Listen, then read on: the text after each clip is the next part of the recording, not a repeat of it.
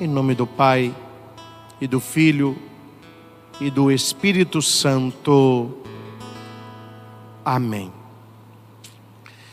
Meus irmãos, convido você também a ouvir a pregação anterior a esta. Está aí nosso canal no YouTube. Nós falamos sobre a introdução que Lucas faz a respeito do seu evangelho. Ele fala coisas importantes. Ele quis colocar em ordem aqueles acontecimentos, e ele ouviu então as testemunhas oculares, ministros da palavra. Ele fez um estudo cuidadoso para transmitir a solidez dos ensinamentos. Na minha homilia da missa de hoje eu aprofundei nessa parte. Com você que se prepara para a adoração, eu quero aprofundar a segunda parte, a questão do livro onde Jesus ele faz a leitura. Quero ler com você. Jesus voltou para a Galileia com a força do Espírito, e sua fama espalhou-se por toda a redondeza.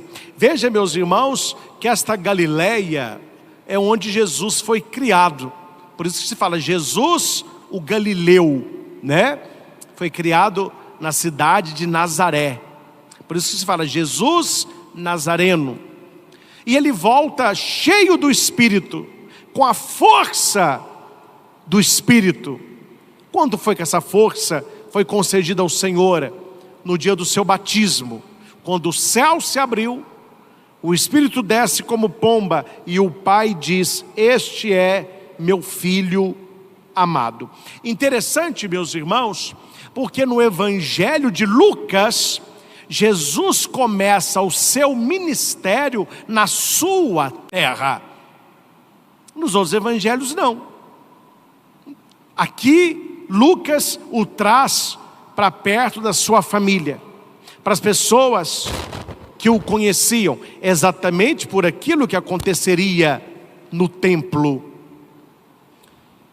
E a fama de Jesus começou a se espalhar, porque Jesus passou pelo mundo fazendo o bem. Eu converso com algumas pessoas que abriram lojas, donos de empresa, pessoas que têm produtos digitais, pessoas que fazem entrega, não é, de esses alimentos, né, tudo muito bem feitinho. E as pessoas falam assim: padre, nós não gastamos dinheiro com divulgação alguma. Esse negócio de ficar pagando panfleto, pagando, não. O melhor é o boca a boca. Porque se a gente faz uma coisa bem feita, aquela pessoa que gostou vai atrair mais 10. A fama de Jesus se espalhou. Não tinha internet, não tinha televisão, não tinha jornal. Como que a fama de Jesus se espalhou? Estou entendendo a importância de falar de Jesus? A importância de contar para os outros o que Jesus tem feito na sua vida? Como que nós vamos espalhar hoje neste mundo a fama de Jesus? Com o testemunho, com a nossa vida, com a nossa palavra. Então Jesus, ele ficou conhecido por toda a redondeza.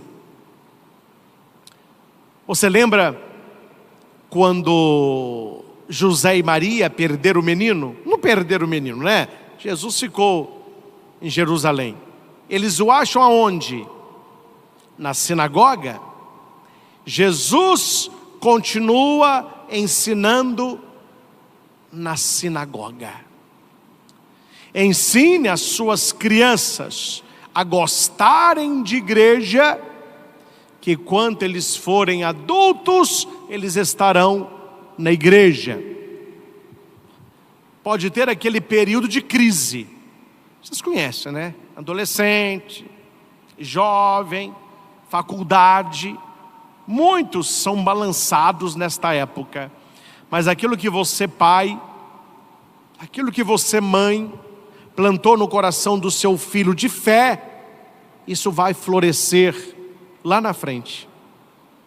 Eu nunca estive em países que nevam. É um sonho que eu tenho, eu acho muito bonito. Mas quem mora nesses países tem o tempo do plantio, tem o tempo da colheita, e depois vem o outono, que as folhas caem, depois foi o inverno, que tem neve. Aí você olha assim para as plantações, só neve. As árvores, não tem uma folha para contar história. Aí você olha e fala: nossa, morreu tudo, congelou tudo. Espera, depois do inverno virá a primavera. Quando a primavera chega e aquela neve se derrete, as árvores enchem de folhas, de flores, de frutos. Aqueles campos congelados começam a brotar ali as gramas, a plantação. Daqui a pouco, nossa, é a vida. Talvez os seus filhos estejam neste inverno. Sobre eles cai o gelo do relativismo, do agnosticismo, do ateísmo, da rebeldia. Calma, a primavera vai voltar. O sol da fé voltará a brilhar no coração dos seus filhos, e eles voltarão àquela sua fé lá de trás, da primeira comunhão, da catequese, da crisma, e eles voltarão. Jesus estava no templo quando era criança, adolescente, agora ele continua ensinando nas sinagogas, e todos o elogiavam, porque Jesus falava a palavra do Pai, Jesus pregava a verdade, Jesus tinha uma meta, que as pessoas se convertessem. A primeira pregação de Jesus no Evangelho de Marcos, a primeira palavra que Jesus usa, metanoia, do grego, né? Conversão, mudança de vida. Então Jesus não estava ali pregando para agradar aquele povo, ele estava pregando para que o povo se convertesse. Há muitas pessoas, não muitas, algumas, que não gostam de pregações exortativas à conversão. Ah, não gosto de escutar e fala não, parece que está xingando. Aí isso aí eu não gosto de ouvir não. Vamos dar o exemplo, gente? Vamos dar o exemplo? Imagine que você esteja doente. Aí você vai ao médico. O médico pede os exames. 15 dias depois, você volta. Ele olha os exames e vê que você está bem doente. Mas aí o médico pensa assim: se eu falar que essa pessoa está doente, ela vai ficar triste, vai ficar chateada, talvez nem volte aqui no meu consultório. Ah, quer saber? Vou agradar. Eu vou agradar essa pessoa. Olha, você está um coco. Tô, doutor, está um coco. Vai viver. Respondam para mim. Este médico ajudou esta pessoa? Compreende? O padre, o pregador da palavra, é como se fosse o médico da espiritualidade. E ele olha para aqueles que o procuram e ele sabe, a começar dele, todos nós estamos doentes. Qual é a nossa doença? O pecado. Então o médico tem que mostrar para nós, nós estamos doentes e a cura passa pela conversão. Porque se eu sei que você está doente e eu não digo isso para você, eu não estou ajudando você. Eu estou abrindo um buraco mais fundo para você já ser enterrado lá. Então, quando a pregação exortativa, ela fala da conversão, da mudança de vida, é porque o médico está vendo, nós temos essa enfermidade, nós temos este pecado, e nós precisamos tratar. Nós precisamos ser curados por Deus. Então Jesus estava ali pregando isso, e as pessoas gostavam disso. Jesus está falando a verdade. Ele foi a Nazaré, a cidade onde ele tinha sido criado. Voltar na cidade da gente, encontra os colegas de escola, os coleguinhas que Jesus chutava bola, os coleguinhas lá que moravam perto da casa de Maria. Todo mundo, Jesus voltou, quanto tempo que eu não te vejo, opa. Voltou para a sua cidade, Nazaré, e ele vai na sinagoga. Você está entendendo como que o texto está insistindo aqui no lugar? Por que ele está insistindo no lugar? Porque no Evangelho de Lucas há 3 lugares que vão na sequência do capítulo 4. É a sinagoga, a estrada e a casa. Jesus está aqui na sinagoga, depois ele vai estar pregando na estrada. O texto não diz, mas eles queriam dar uma surra em Jesus aqui, queria até matá-lo, porque ele se fez filho de Deus. Aí ele pega o caminho, ele vai terminar numa casa. A sinagoga simboliza Israel, o caminho simboliza a missão, e a casa simboliza a igreja. Então, Israel tem uma missão de ser a igreja dele, a assembleia reunida dele, os congregados dele. Por isso que repete muito, Jesus estava na Galileia, ele ensinava na sinagoga, veio à sua cidade de Nazaré, entrou na sinagoga, porque é Israel. E Jesus foi escolhido para fazer a leitura. Cada sábado alguém fazia a leitura. O pessoal olhou e falou, Yeshua voltou. Verdade. Faz a leitura para nós? Faço. Ele levanta, coloca o manto, entregaram para ele o livro do profeta Isaías, não pode ser outro, né? Santo Agostinho fala que foi a providência que fez esse livro chegar na mão do Messias. Ele pega o livro, coloca num ambão como esse, e ele vai abrir o livro, e no versículo 20 vai dizer que ele fechou o livro,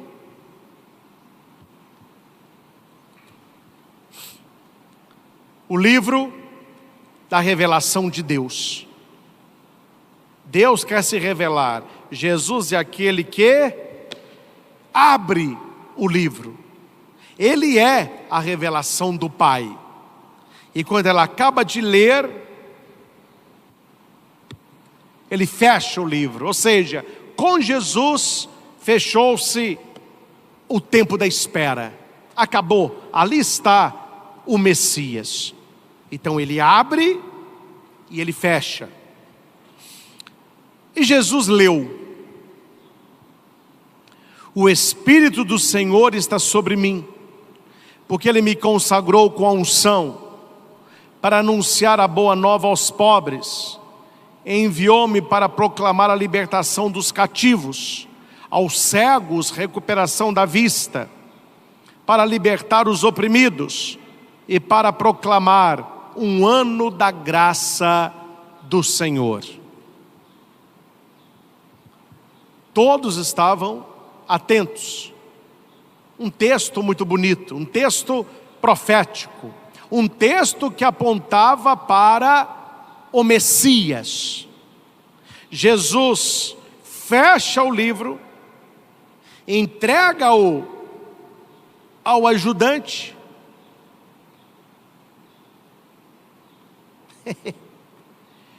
Jesus precisa de ajudante? Ele quer precisar. Eu sou um ajudante de Jesus. Quando a gente vai ordenar diácono, claro, lá no leitorado já acontece isso, mas na ordenação, no diaconato, o bispo, ele pega o livro da palavra e entrega para a gente.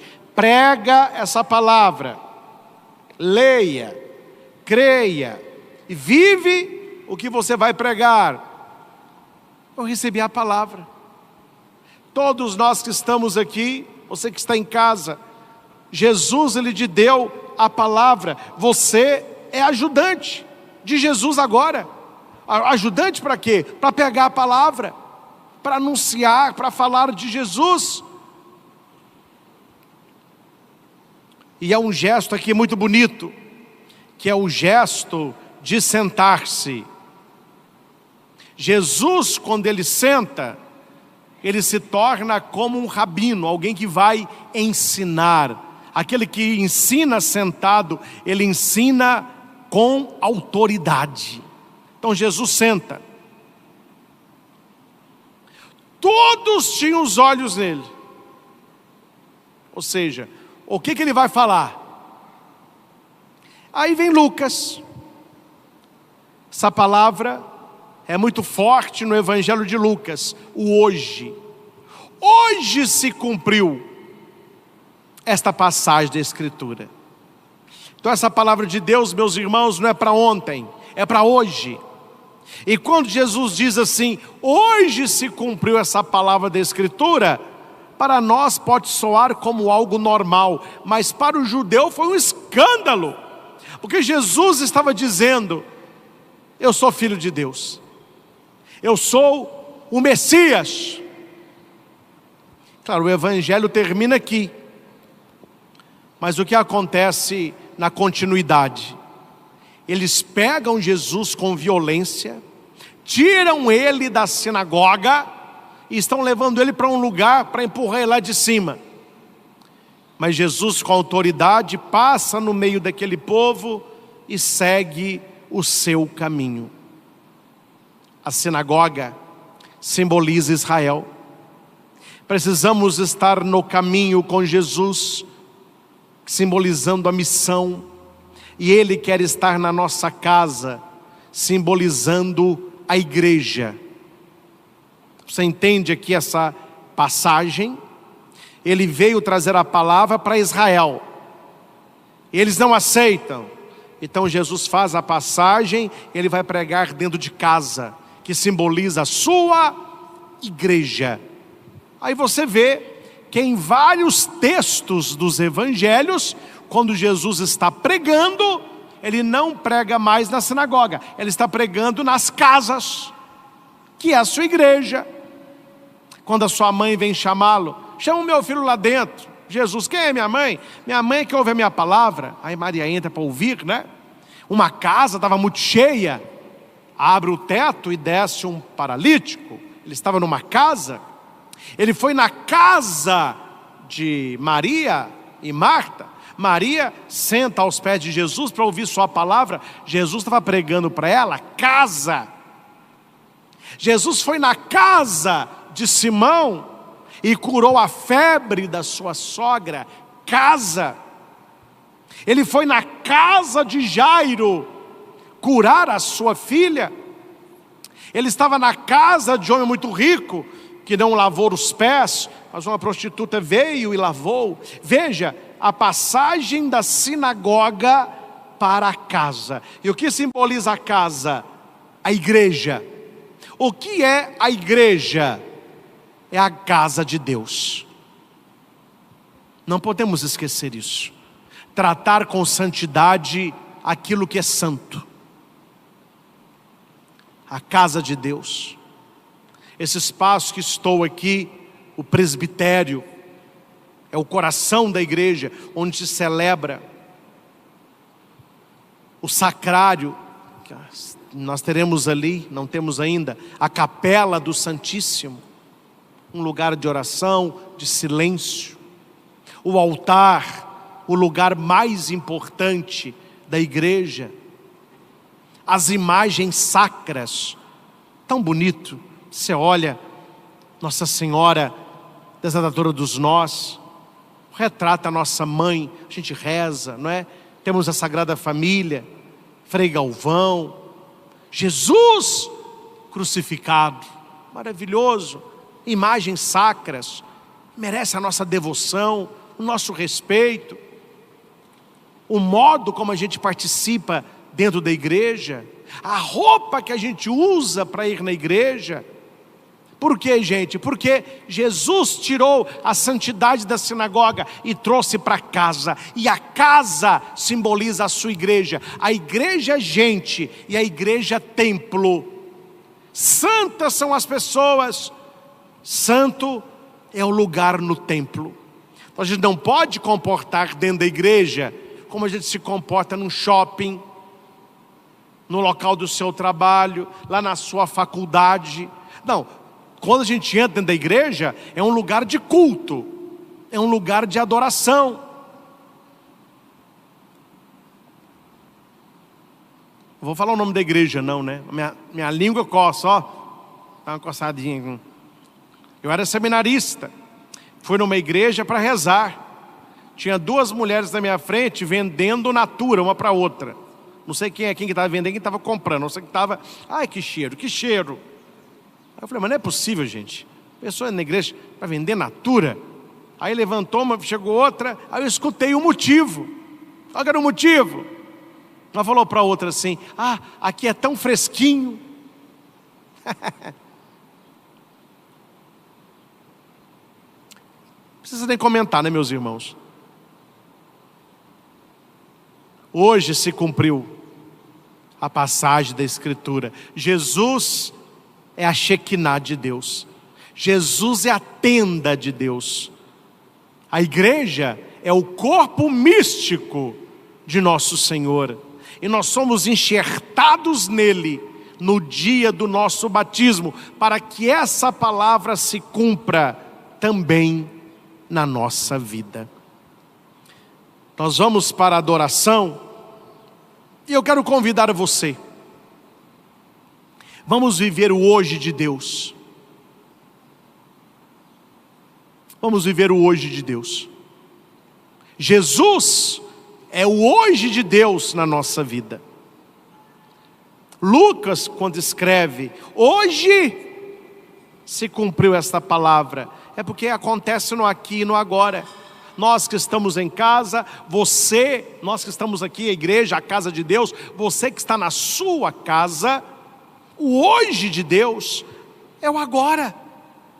Então onde é que nós vamos assumir essa palavra de Deus, essa unção de Deus, este ano da graça de Deus, senão no hoje?